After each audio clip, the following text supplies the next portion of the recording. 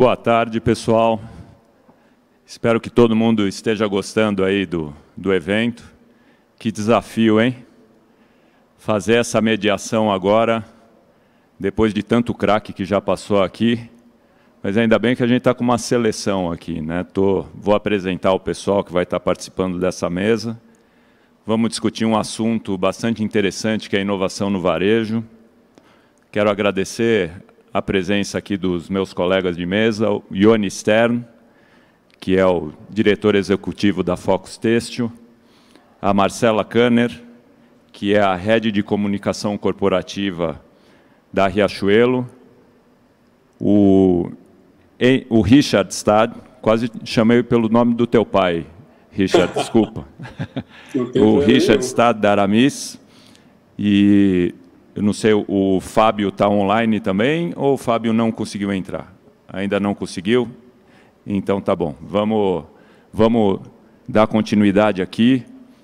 Então, pessoal, vou trazer uma questão para vocês aqui, que eu acho que foge até um pouco de tudo que a gente vem falando, e acho que não deixa de ser um desafio para todos nós, e que em todo momento aqui a gente está falando desse novo momento do digital, do online, das vendas, do crescimento, das startups e de tudo isso.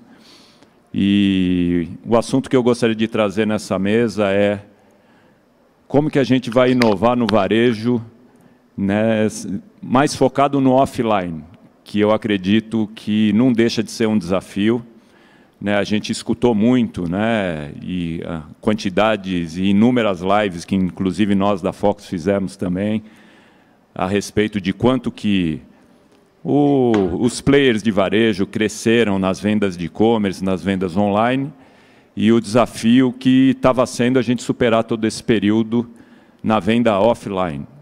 Então, eu acho que nada melhor do que a gente falar aqui um pouquinho dessa inovação nesse mundo offline.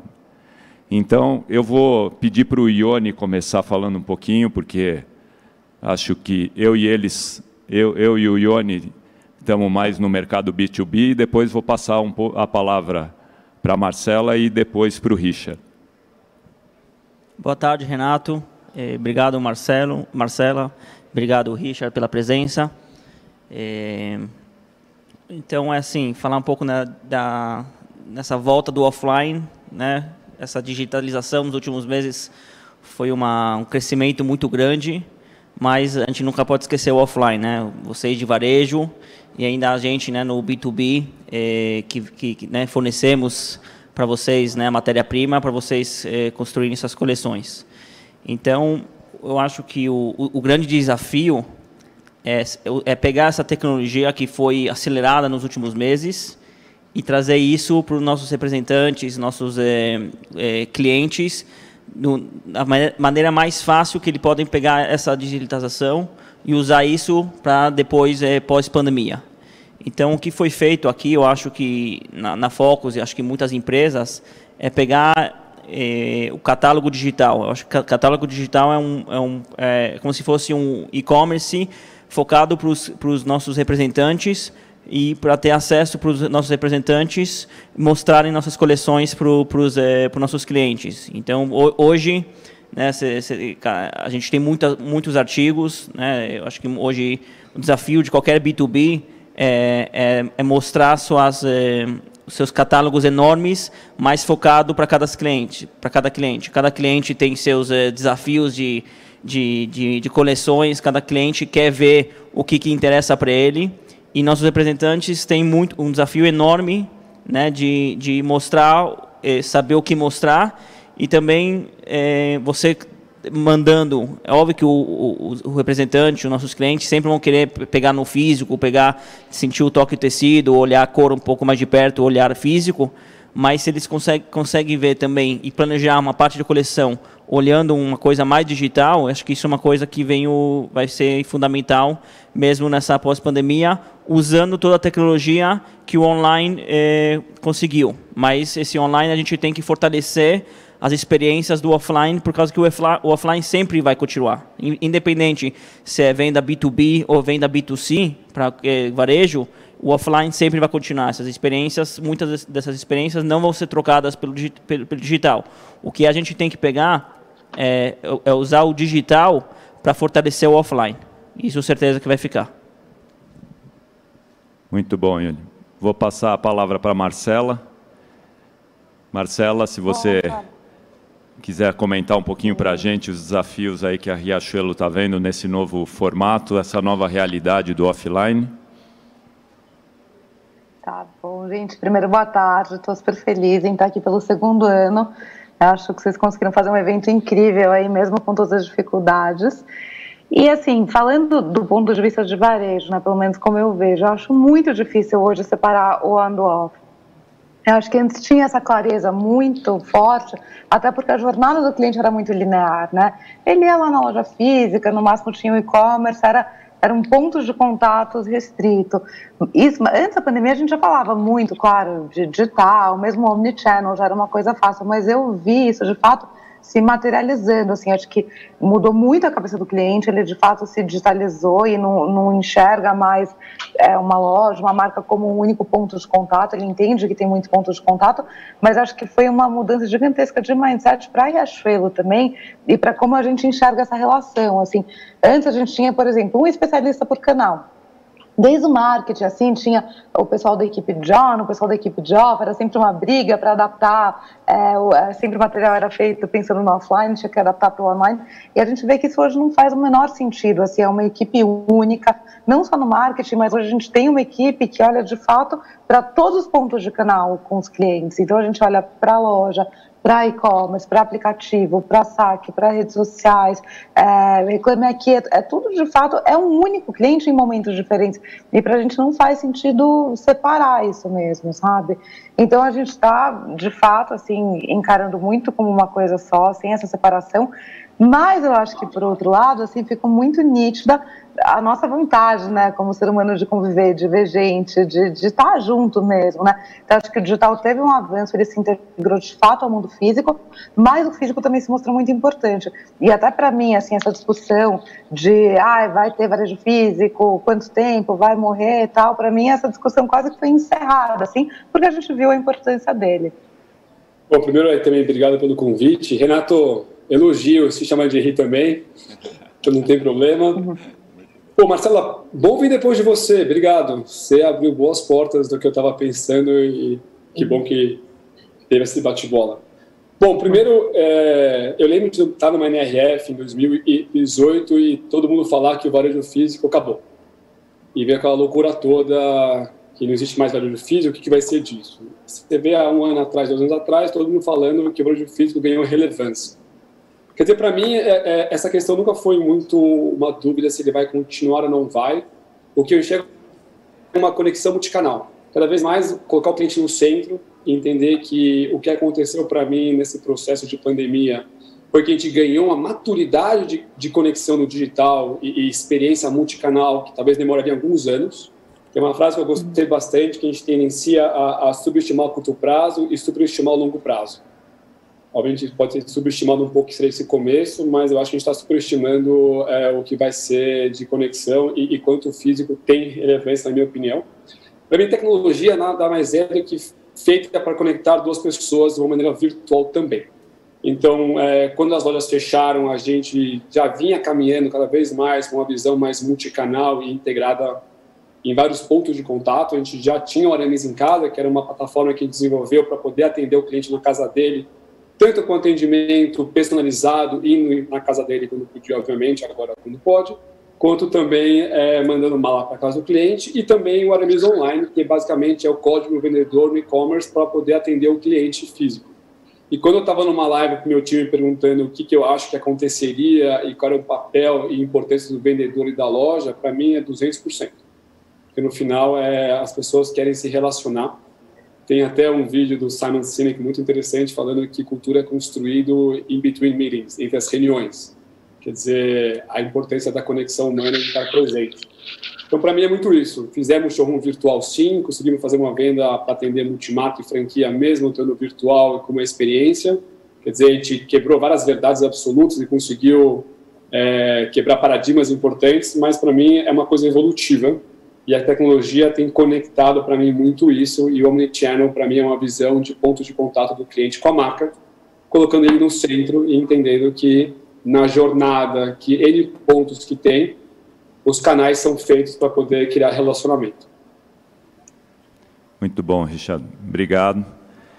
Ioni, a gente na Focus, a gente tem um departamento que é direcionado para a gente fazer o relacionamento junto com o varejo, né? A gente já tem há um bom tempo, né? Esse departamento é um departamento onde a gente faz questão de estar muito próximo dos players de varejo, né? E para entender muito bem o movimento, todos os movimentos que eles estão passando e quais são as tendências que eles estão passando para os nossos clientes, para que a gente possa sempre estar na frente também, para prestar um bom atendimento para esses clientes indiretos, né, que a gente chama internamente.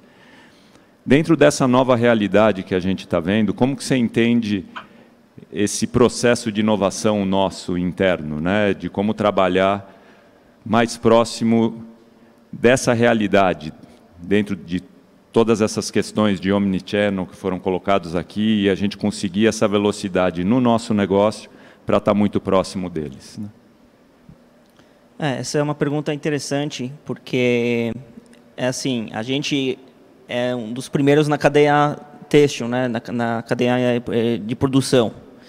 Então, a cadeia mudando, por exemplo, a gente sentiu agora, por exemplo, na venda do e-commerce, muitos clientes nossos de varejo venderam e-commerce, um pouco a produção deles é um pouco diferente, é muito mais coleções menores, é muito mais pedido relacionado a, acho que depois a Marcela e o Richard pode falar um pouco mais isso, mas a gente falando da nossa programação de compras, de estoque, de supply, de tempos, a gente tem que estar muito mais preparado, por causa que eles não conseguem saber tanto tempo na frente, vou precisar de X metros dessa cor, então a gente tem que assumir muito desse estoque para dentro da Focus, e a gente vem se preparando para isso, porque a gente sabe que agora o cliente está mais esperto do que nunca, ele compra o que ele quer, mais no online. Então, esse repique de vendas de digital são coleções menores, são pedidos menores, porque eles compram on demand, eles compram só o que eles vendem, eles conseguem com o e-commerce também deixar os varejistas com uma inteligência ainda mais competitiva, eles conseguem prever as coisas. Então, a gente precisa estar se preparando cada vez mais para atender os nossos clientes do varejo no tempo certo. E cada cliente sempre vão ter os mais adiantados, os que apostam mais para o final, mas esse repique, esse tipo de coleções, cápsulas, né, que o e-commerce também deixa o pessoal, você não consegue testar numa loja offline, você consegue fazer teste de cápsula, eu acho que muito mais no mundo e-commerce, no mundo digital. Então, a gente tem que estar preparado, né, essa proximidade com nossos clientes, que nem o Renato falou, a gente tem um setor especialista para atender esses clientes, a gente tem que cada vez estar mais inteligentes, a gente cada vez tem que se preparar antes e apostar, a Focus tem que apostar nisso, pensando, já vendo o que nosso cliente vai querer. Então, isso é uma aposta, de um lado tem um risco, mas a gente sabe que essa parceria é fundamental para a gente fornecer para os nossos clientes a matéria-prima, deixando eles sempre com um estoque pulmão, um estoque que eles conseguem vender e depois comprar mais do mesmo tecido, mais da mesma estampa, para cada vez mais eles conseguirem desenvolver as suas coleções nos tempos que ele precisa. Não adianta a gente tem que vender, a gente tem que se preparar para cada cliente do varejo ter o tecido na hora que ele precisa. Isso é o fundamental. Muito bom. Marcela, falando um pouquinho de inovação agora, não sei o quanto que você vai poder abrir para nós também aqui, né? Não sei o quanto que é segredo, né? Mas se você pudesse falar um pouquinho, em termos de gestão da empresa, como que vocês estão entendendo como aplicar essas inovações na gestão da empresa do dia a dia, né? depois de tudo isso que a gente passou, acelerou uma série de processos que já estava, provavelmente, acho que todos nós que estamos aqui nas mesas, a gente já tinha projetos, né, direcionados para tudo isso que a gente está fazendo hoje, né, que a gente teve que fazer numa velocidade muito mais alta. Se puder falar um pouquinho das inovações que o grupo está fazendo, visando esse futuro que a gente tem para o próximo ano e mais para frente. Sim, Renato. Eu acho que o primeiro ponto, assim, a forma que a gente enxerga a inovação na Riachuelo é entender que ela é muitas vezes, e deveria ser mesmo, invisível, né? Então, eu acho que ela existe principalmente para tornarem os processos sem fricção, ela deve tornar tudo muito fluido para o cliente não deve nem perceber que ela está lá, né? Porque para você, de fato, falar com o cliente nesses múltiplos pontos de contato que eu falei, com um único tom de voz, passando a mesma mensagem, entendendo, às vezes, uma reclamação que ele teve no Instagram e como atender isso na loja física, isso demanda muita tecnologia, muita inovação, mas o cliente nem deveria perceber isso, assim, na minha opinião, sabe? Eu acho que na Riachuelo o que aconteceu foi de fato, né, na verdade o que aconteceu com todo mundo, dessa aceleração, assim, acho que nossa principal happening, assim mesmo no momento, que está em todas as mesas de reunião é de fato o nosso marketplace. E era um projeto para daqui a 3 anos, e a gente vai lançar até o final desse ano. Então, isso, assim, foi uma aceleração imensa. A gente tinha tido já tinha esse mindset digital, desde 2017 esse assunto de digitalização estava muito presente. Então, nós tínhamos feito um investimento super alto, de 180 milhões no ano passado em digitalização, e que foi muito bom ter feito esse investimento justamente antes da pandemia, porque o nosso CD estava muito preparado, assim, só para você ter ideia, quando começou a pandemia, nós tínhamos 50 mil mantas em estoque, para dar um exemplo. Então, assim, enquanto as empresas tinham muito, assim, o que estava só disponível no e-commerce para vender, naquela época que o e-commerce explodiu, né, e hoje segue, assim, a gente tinha o estoque completo da companhia disponível. Isso foi muito bom, isso aconteceu porque esse mindset digital já existia de fato, né, mas foi assim, as vendas digitais cresceram mais de 5 vezes, para você ter ideia, nosso e-commerce antes representava 3% mais ou menos da venda, no segundo trimestre ele chegou a 46%, então assim, de fato, foi o que manteve a nossa empresa ativa lá naquele momento. Aconteceram muitas coisas de inovação, né, nesses últimos meses, então desde nosso aplicativo, que era ainda pequeno, a gente estava começando a investir, foi para mais de 1 milhão de downloads. A venda por WhatsApp era um projeto que já existia, a gente conseguiu tirar do papel. A rede de afiliados, né, que começou com qualquer colaborador da Riachuelo podendo vender nas suas redes, sendo remunerado por isso, foi um sucesso, a gente também conseguiu tirar do papel. Eu acho que um dos principais foi, de fato, transformar todas as lojas em hubs logísticos, né? Então, assim, mais uma razão, assim, para a gente ver a importância da loja física na história do Last Mile. Então, a gente, de fato, o cliente consegue, hoje todas as lojas já estão integradas no Omni, e você, muitas vezes, quando você vai comprar, você vai ver se aquele produto está disponível na loja mais próxima de você, você vai receber ele dessa loja. Então, isso foi um ganho imenso, assim, né, que a nossa capilaridade com certeza ajudou muito. A gente começou a patrocinar as lives, muito assim como um ponto de estar conectado com o cliente ainda. Depois isso evoluiu para os live commerces, são programas de música, entretenimento, mas que também tem venda. Então, assim, tudo isso aconteceu de uma forma muito rápida, por causa da pandemia. Eu acho que o foco aí para os próximos anos é, de fato, continuar o que já começou, né? A gente avançou muitos passos e acho que agora é garantir que mesmo com esse crescimento as coisas continuem de pé e continuem com força, né? Mesmo esse crescimento do e-commerce, ele trouxe dores também, então nem tudo foi fácil, gente. Do dia para a noite, assim, o e-commerce cresceu 5 vezes com uma equipe reduzida, trabalhando com distanciamento, então assim, foi difícil no começo, a gente teve que, foram muitas noites adentro, assim mesmo, de reunião para a gente conseguir acertar esse processo. Então agora eu acho que não perder esse bonde, né, que de fato a pandemia trouxe, e eu acho que tudo isso, assim, quando você se resume, né, a pessoas. Então eu acho que o que aconteceu desde o começo da pandemia é que a gente teve uma estratégia muito clara do que precisava ser acelerado e as pessoas certas com essa vontade de fazer para levar essa inovação de fato para o cliente. Muito bom. Richard, partindo do princípio que a Aramis ela atende um segmento mais específico do que o segmento da própria Riachuelo, né? Tratando, talvez a Riachuelo como um grande magazine, onde atende praticamente todos os perfis de consumidor, né? E digo muito mais os segmentos, né, feminino, masculino, infantil e diversos segmentos. Como que a Aramis enxerga esse processo de inovação? Né, para um público, vamos dizer, talvez diferenciado, de um nicho um pouco diferente do perfil do cliente de Magazine. Né, eu lembro que pré-pandemia, né, acho que uma das inovações que eu vi na Aramis foi quando a gente entrava dentro das lojas e os vendedores vinham atender a gente com iPad. Né? Acho que vocês foram um dos primeiros que começaram com esse tipo de experiência, que já foi uma inovação, né, lá atrás, e você, junto com o cliente, ele já tirava o pedido no iPad na hora, você não tinha que, né, passar por todo o processo do caixa e tudo aquilo, você conseguia, né, ter uma experiência um pouco diferenciada. E como é que você está enxergando um pouquinho essa demanda de inovação para o perfil de vocês?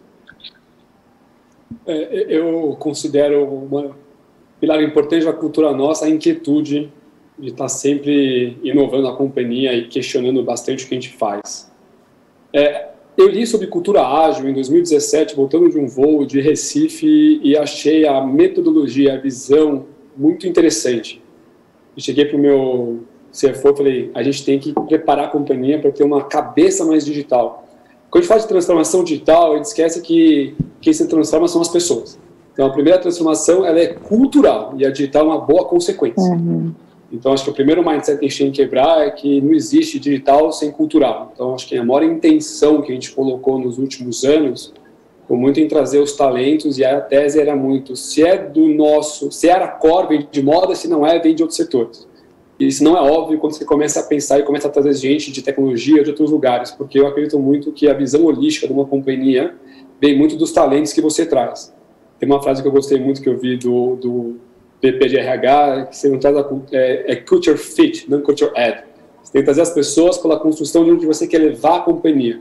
Então, acho que o primeiro grande ponto para mim nesses anos foi a busca incansável por talentos que tinham uma visão diferente.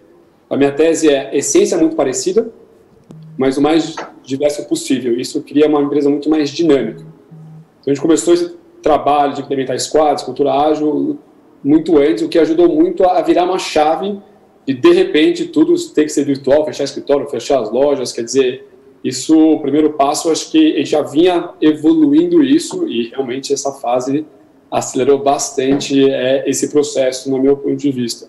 Sobre a parte de experiência de loja, a gente foi uma das primeiras marcas a usar iPads para poder fazer toda a experiência da jornada do cliente na loja de uma maneira muito mais fluida. Eu concordo muito com o que ela falou também, Marcela. Uma parte da inovação ela tem que ser seamless, ela tem que meio que acontecer, o cliente nem perceber ela, mas a jornada dele está mais leve e muito mais fluida. Então, uma parte de inovação que tem que ser sentida pelo cliente, obviamente. Eu sempre acreditei muito em investir em inovação que não fosse a moda, mas fosse praticidade e funcionalidade para a experiência.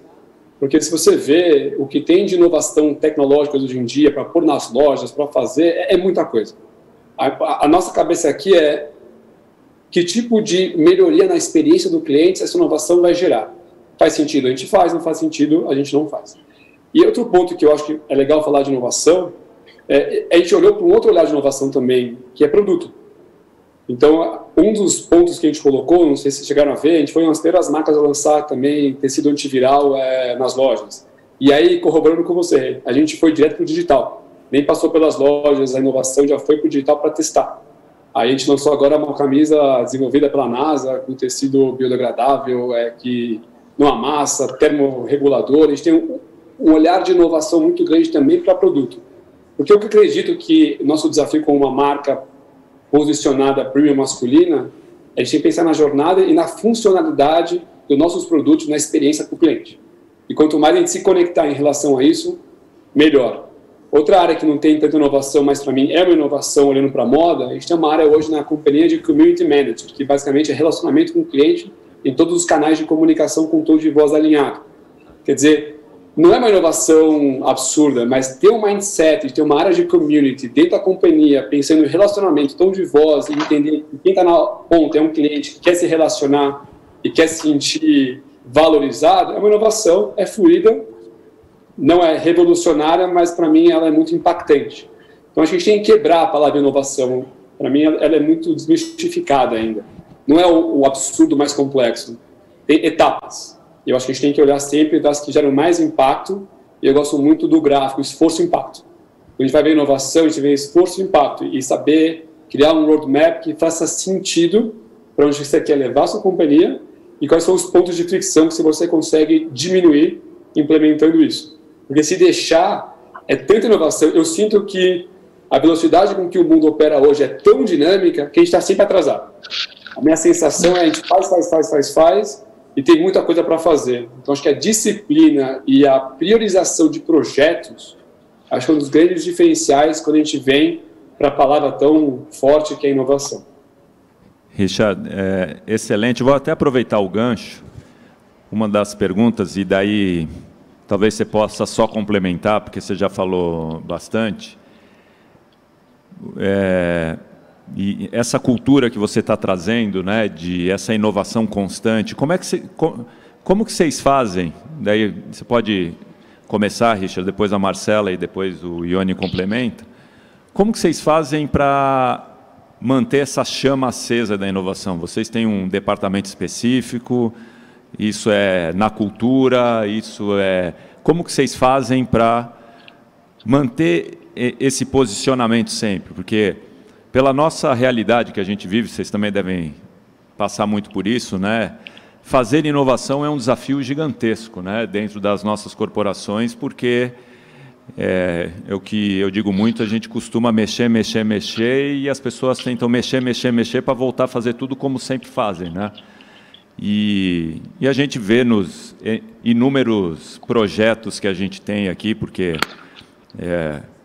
graças a Deus, a Focus sempre na vanguarda, né, buscando as inovações, até isso, esse evento acho que é um exemplo claro disso, e os desafios que a gente acaba passando nas dificuldades de implementação. Então, eu queria ouvir um pouco, pode até começar contigo mesmo, Richard, como que você faz, qual que é a estratégia para deixar essa chama sempre acesa e a equipe motivada e para aderir nessas inovações? Bom, é uma boa pergunta. Vou voltar à palavra que eu acredito muito, que é você tem que ter uma cultura de mentalidade de inovação e inquietude na empresa. Quer dizer, quando eu falo buscar talentos, tem que pegar pessoas que são inquietas e que estão dispostas a provocar. A coisa que eu mais me incomodei muitos anos é o sempre foi assim. Eu sou antes, sempre foi assim. Então, para mim, é uma mentalidade que começa primeiro de cima para baixo. Então, primeiro tem que vir da liderança, de olhar para a inovação, olhar para o erro. Tem que aceitar errar. Ninguém inova se não aceitar errar. Então, acho que o desafio é ter limites até onde você pode testar, que não atrapalhe demais a companhia. E para mim, um dos desafios meus, e acho que é uma provocação boa, eu entendi que para levar a companhia onde eu gostaria, a primeira pessoa que deveria mudar era eu. Então, quem tinha que mudar primeiro a liderança tinha que ser eu. De dar espaço, dar autonomia, deixar um time multidisciplinar tocar projetos, saber que certas coisas não vão sair como eu faria se fosse eu fazendo e aceitar que tudo bem. O primeiro ponto para mim é esse. E uma hora que você cria esse mindset de cultura de cima para baixo, depois ela vira multidimensional, ela vem de tudo quanto é lado. E aí que é a beleza, na minha opinião, que você consegue manter uma empresa inquieta em constante transformação. É quando não depende mais de poucas cabeças de cima, isso é uma coisa que já vem para dentro do dia a dia das pessoas. E muitas vezes, para mim, depende a mentalidade de sair do piloto automático. A gente tem o cérebro é o órgão que mais consome energia. Automaticamente ele cria padrões. O desafio nosso é, na rotina maluca que a gente vive, estar disposto a questionar os padrões e testar coisas novas.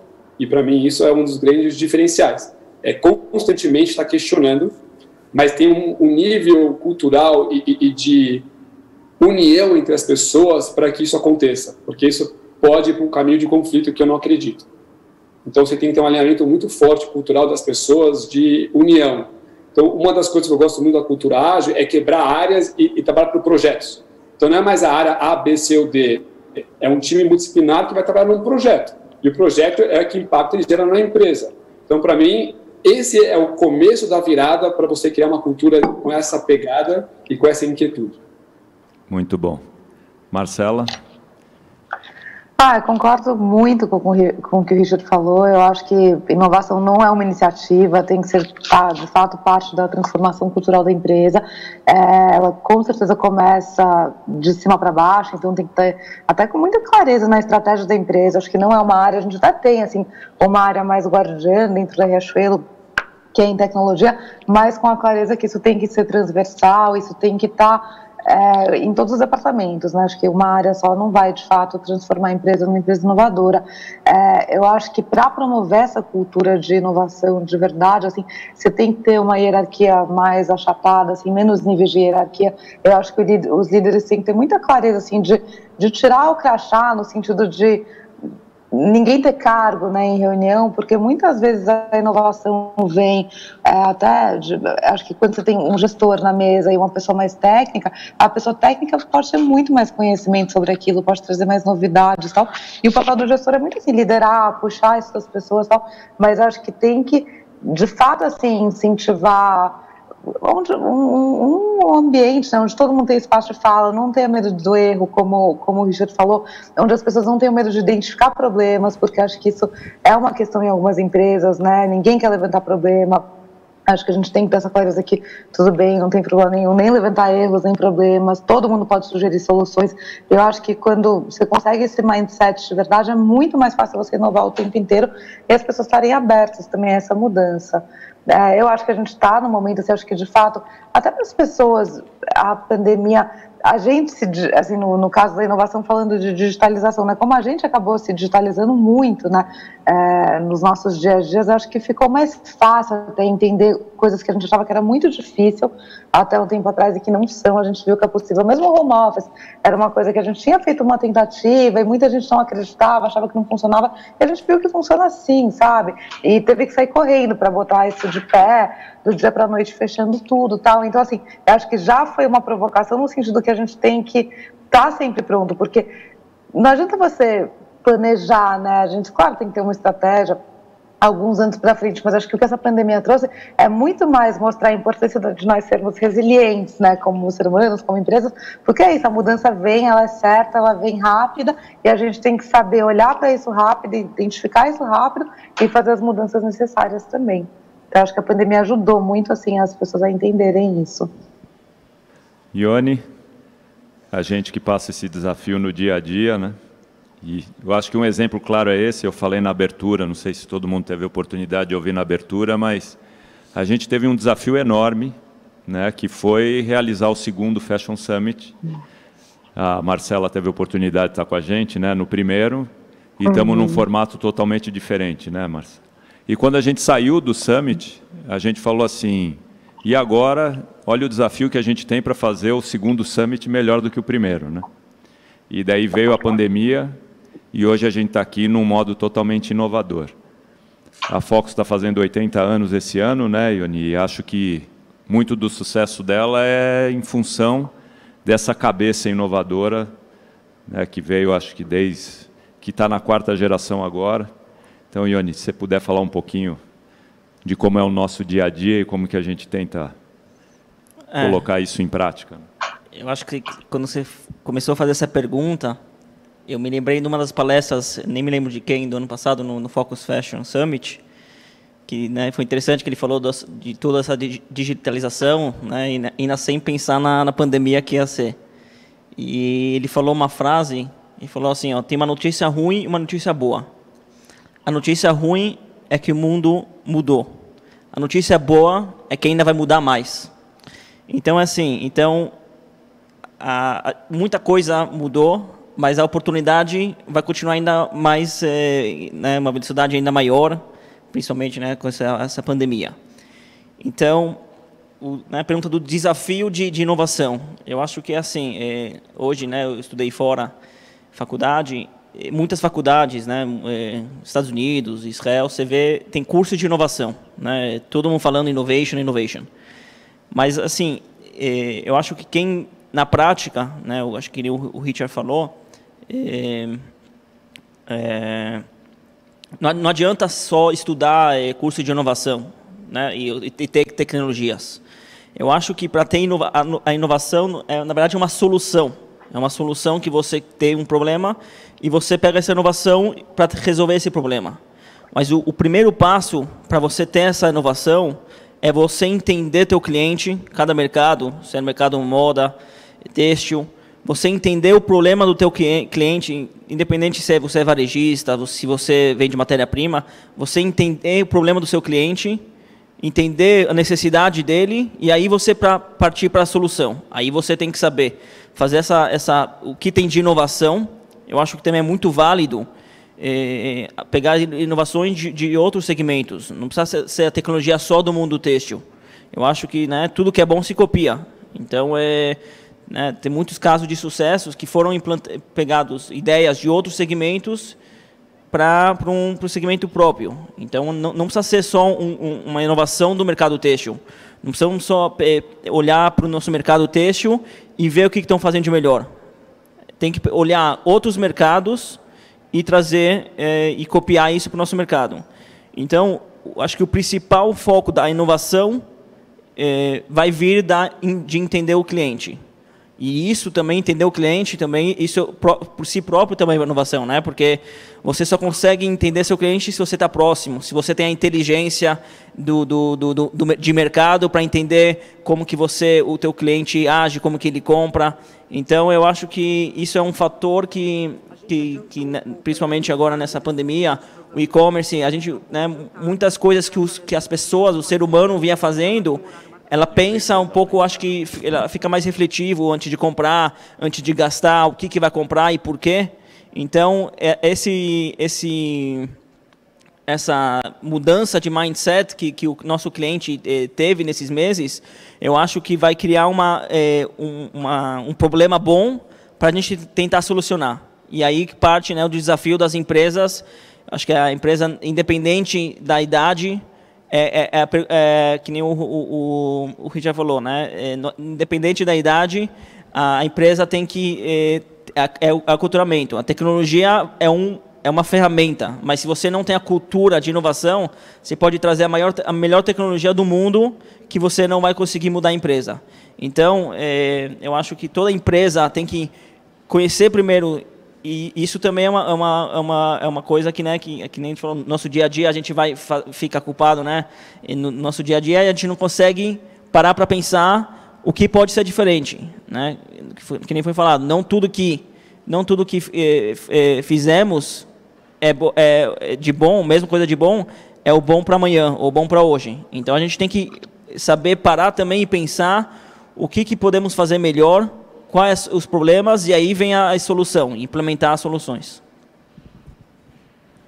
Muito bom. O Ione me perguntou aqui no cantinho se ele podia fazer pergunta. Qualquer um pode fazer pergunta, tá, gente? Não precisa ser eu sempre fazendo as perguntas. Então, fiquem à vontade. Não sei se você já quer fazer agora ou posso continuar.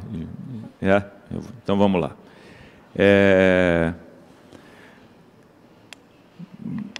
Pensando em quem está assistindo a gente hoje, né, Richard, Marcela, o Ione, nesse público que a gente tem hoje, que é super eclético, né, a gente tem desde estudantes até formadores de opinião, né, estilistas, varejistas, multimarcas, fábricas, atacadistas, todo esse perfil. Se vocês tivessem que dar uma dica sobre inovação hoje, qual seria a dica que vocês dariam hoje? Marcela, se você quiser começar assim, para esse pessoal, pensando na nossa plateia aqui.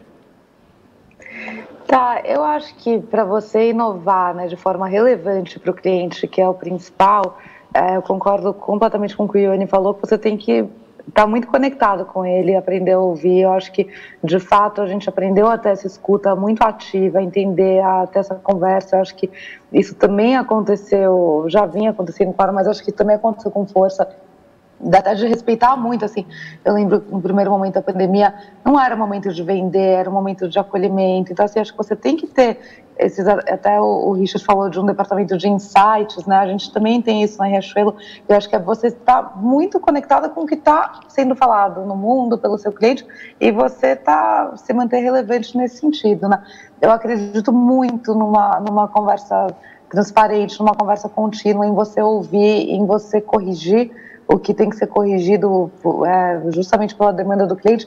Eu acho que é isso. Se você não tem a inovação na sua vez, se você não, porque hoje você tem, assim, o que acontece em redes sociais é uma grande discussão o tempo inteiro sobre, inclusive, a sua marca. Você pode escolher participar disso ou não, ouvir isso ou não, mas isso requer muita inovação, assim, não é fácil, de fato, você se conectar com o cliente em tantos pontos de contato diferentes. Acho que isso parece fácil falar, mas é um desafio imenso.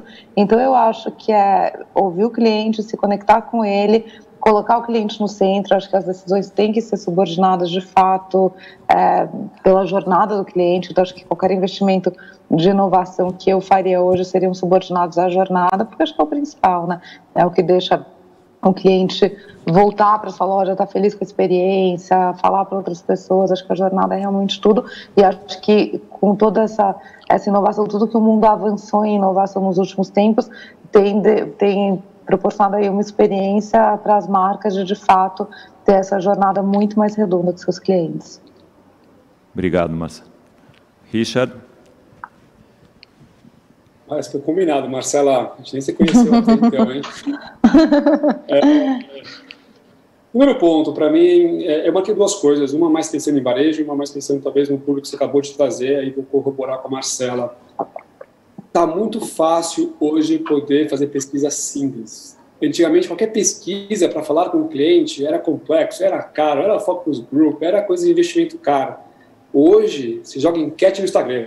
Você pega um Google Forms da vida e faz uma enquete, ouve o seu cliente, entende ele, entende como ele percebe a sua marca. Quer dizer, a acessibilidade de poder entender melhor e direcionar a companhia mudou muito, muito. Acho que um dos grandes poderes do digital, para mim, é o diálogo. A abertura para o diálogo. Todo o crescimento que a gente teve em plataformas digitais tem o ônus e o bônus. Vamos tentar olhar para o bônus, que é poder ter essa proximidade. E a gente tem que ser questionador, e nada melhor do que ser questionador para dentro e saber fazer essa provocação e questionar e envolver o cliente também nesse processo. Isso cria um engajamento com a marca e com o seu time, que para mim meu primeiro cliente são meus funcionários, são meus colaboradores, esses são meus primeiros clientes. E a gente tem que tratar nossos clientes como a gente queria que eles tratem o cliente final. Então, para mim, eu olho muito para dentro, é onde eu acredito muito. Eu estudei uma época um pouco as Zappos, foi um case que eu quis estudar um pouco mais. Eu até tive uma época uma ideia de criar um pouco de padrões de atendimento, de alguma maneira fazer uma coisa mais engessada. E a Zappos veio com uma coisa incrível que eu li, falando, contrata por cultura e deixa as pessoas fazendo o que elas fazem bem. Porque se a essência está alinhada, tudo funciona e o cliente se envolve. Então, ponto 1 é esse. E ponto 2 tem que pensar na jornada do cliente, como a Marcela falou, e pensar muito que a multiplataforma faz o cliente ter mais proximidade com a marca. Eu trouxe 2 dados, que eu gosto muito de dados para poder exemplificar o que a gente fala. Primeiro é o famoso lifetime value, que é o tempo de vida do cliente, e vamos falar de 1 ano para varejo, para ter um número mais real. O cliente que compra no on e no off, a frequência dele é 2,5 vezes maior do que o cliente só compra no offline. E o ticket médio do cliente que compra nos 2 canais é 2 vezes maior do que o cliente que compra no offline. Então, acho que é a desmistificação do cliente serem diferentes. É o mesmo cliente. E, especialmente a pandemia, aproximou esse conceito do mesmo cliente. Então, é entender que não tem mais uma discussão on e off. A discussão é como você vai integrar esses 2 mundos, entendendo que no final é um cliente. Excelente. Só aproveitando, não está na pauta, não briguem comigo, até que só veio na cabeça agora.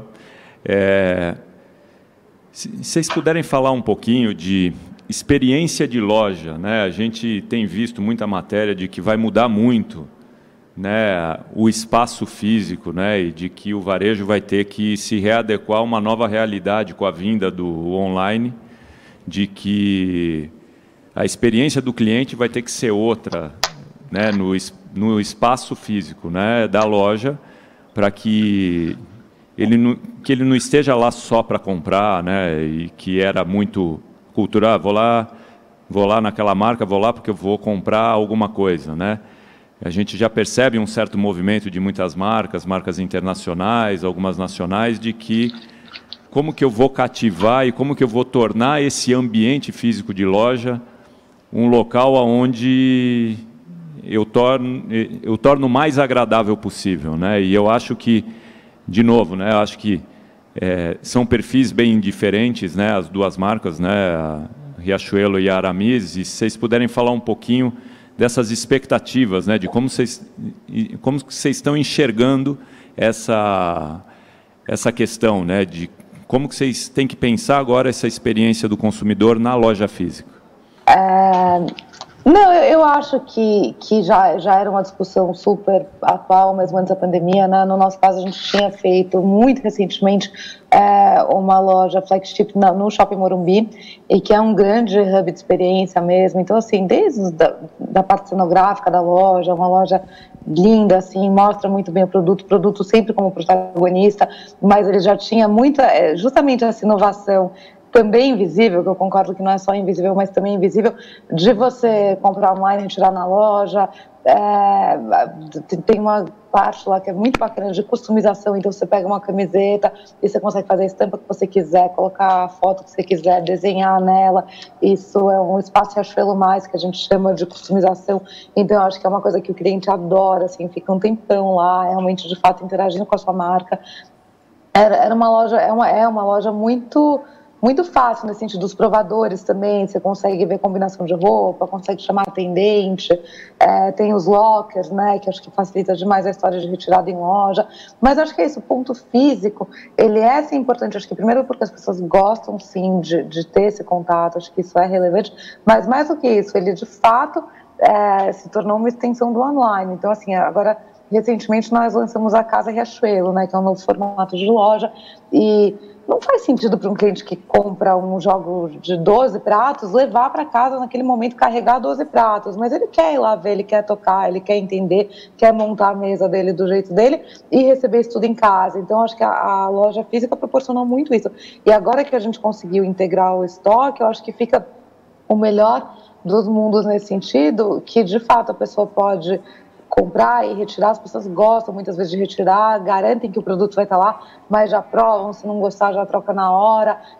A gente fica muito complementar, é exatamente o que o Richard falou, assim, é o mesmo cliente, é o cliente que compra lá e vai retirar na loja, ou pesquisa primeiro o preço, depois vai lá, ou está na loja, não acha o produto, e aí compra na hora, ou a gente tem, né, toda a parte dos totens digitais, que a pessoa aí tem acesso a 100% do nosso portfólio de produto. Tapete é outra coisa, a gente vende tapete, não faz sentido você carregar um tapete para casa hoje em dia, mas você pode ir na loja, ver de perto a estampa, a cor e tal. Então acho que elas são muito complementares, assim, para mim, de fato essa discussão mais do que nunca acabou. E a gente está explorando muito com novos formatos, então assim, a gente já fez agora o Casa Riachuelo, que é um sucesso, inaugurou até ontem a loja do Shopping Eldorado, vale a pena conhecer, é uma loja de muita experiência, mas assim, muito encantadora quando você entra. Nós conseguimos trazer a Carter's para o Brasil, acho que quem é pai e mãe sabe da importância da Carter's, então a gente já tinha uma parceria com eles no online, era assim uma venda gigantesca, no nosso site era Carter's, e hoje a gente tem as lojas físicas exatamente com a mesma experiência que você vê numa loja nos Estados Unidos, né, pelo mundo que tinha antes. Então a gente vê assim como abrir a loja física da Carter's complementou a experiência da cliente, assim, então ela continua comprando online, mas tem um encantamento maior, né, pela marca na hora que você entra e é bem atendido e vê todo aquele universo. Então, de fato, para mim elas são muito complementares e cada vez mais. Richard? Olha, vou fazer um pouco de merchan. Visitei a Riachuelo tanto do Morumbi quanto a casa que foi no Ibirapuera, se eu não me engano, a primeira loja. Sim. E eu visitei essas duas lojas, realmente são lojas muito especiais de experiência e é legal ser surpreendido positivamente quando você vai numa loja, então merecido. Ai, Obrigada, que legal, Richard, obrigada.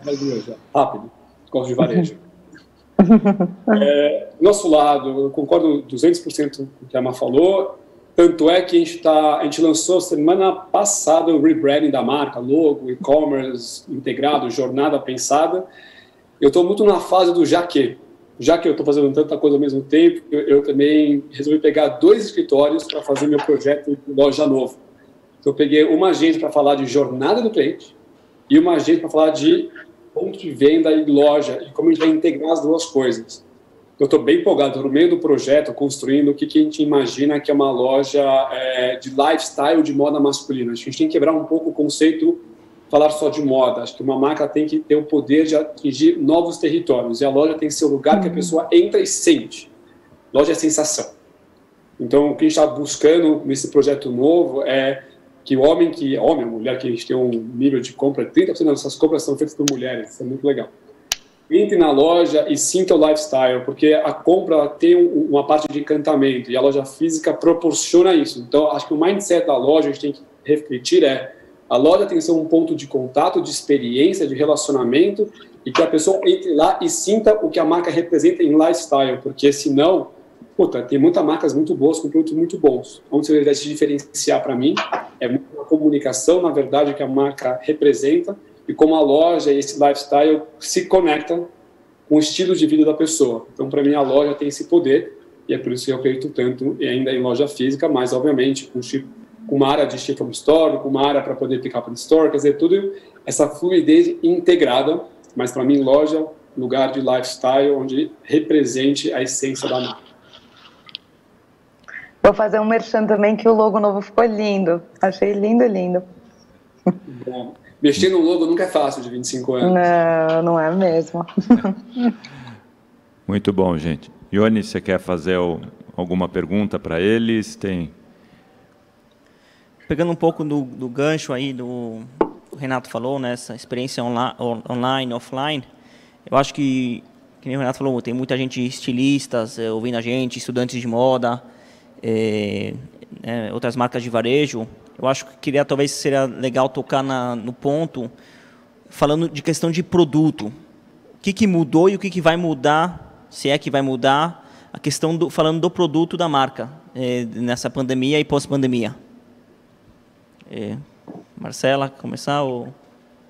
Quer começar, Richard? Eu comecei todas até agora. Posso pegar Vamos essa, lá, então? Richard. Acho que o ponto importante a gente já vinha evoluindo o produto da marca e tirando esse olhar de uma marca mais clássica para uma marca mais moderna. Acho que o que a gente colocou como pilar de construção da marca é atender o homem contemporâneo, o homem de agora. E o homem e a mulher, obviamente, está em constante evolução e transformação. Então, para você ter uma noção, a gente cresce a venda de camiseta 30% ao ano há 2 anos. A pandemia, nem vou discutir sobre esse assunto, que vendeu de camiseta e bermuda é surreal. Então, o que eu senti? Obviamente, durante a pandemia, a gente shiftou para uma linha mais casual. Então, a linha clássica, que hoje em dia representa muito pouco na venda da Aramis, já faz alguns anos. Eu brinco, se eu vendesse metade dos costumes que as pessoas imaginam que eu venda, é incrível. Porque o que a gente shiftou muito para uma marca com jeans, casual, camisa Nike, essa linha nossa é muito relevante, e a linha de Essentials, que é uma linha com produto premium, básica, funciona super bem também.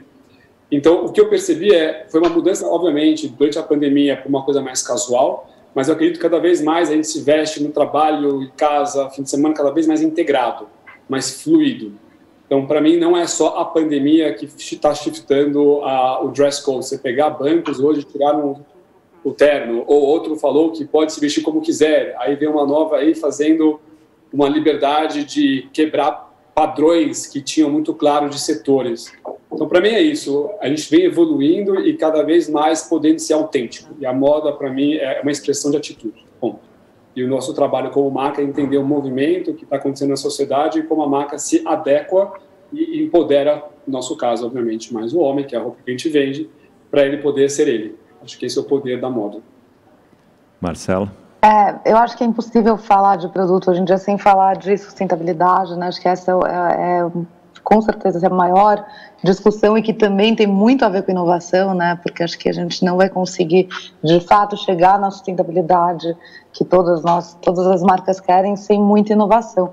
Eu sei que é uma preocupação muito grande da Focus também, já tive várias reuniões com o Paulo, não sei se ele está assistindo a gente, e eu lembro de muitos anos atrás, até quando esse tema nem tinha a força que tem hoje, que vocês já eram muito preocupados com produtos sustentáveis, é uma linha bem bacana de vocês, aliás. Mas isso também está no centro do nosso negócio. A gente sabe que moda, sim, é uma cadeia de alto impacto, mas eu também vejo todos os players se mexendo assim, com muita seriedade, de fato, isso sendo discutido absolutamente todos os dias, e acho que movimentos importantes têm acontecido, né? Então, eu acho que o que aconteceu com a pandemia é que, de fato, se isso já era uma preocupação nichada, mas já era, acho que cada vez mais gente começa a cobrar isso. Eu acho que hoje a sustentabilidade ainda não é um fator decisório para compra, mas eu acredito que com certeza em 5 anos vai ser. Eu acho que as marcas já estavam se mexendo e isso se acelerou. A gente tem essa preocupação há muito tempo, assim. Inclusive nós somos indústria, né? Não somos só varejos, nós temos indústria em Natal e em Fortaleza, é o maior orgulho, assim, da gente poder produzir maior parte da confecção que a gente vende é a produção própria. Então existe um cuidado muito grande, assim, com toda a cadeia, com certeza com as pessoas em primeiro lugar, mas também com a água, com o resíduo, com tudo. Nós lançamos uma linha de jeans agora não, já tem quase 2 anos, que chama Jeans Mais Transparente, mas está num guarda-chuva que a gente chama Moda que Transforma, então de todos os produtos que está aumentando com muita força essa grade de produtos, tem atributos de sustentabilidade. Então, só para dar um exemplo, esse jeans, ele consome até 90% menos de água na lavagem dele, até 85% menos de produtos químicos, ele é produzido 100% com energia renovável.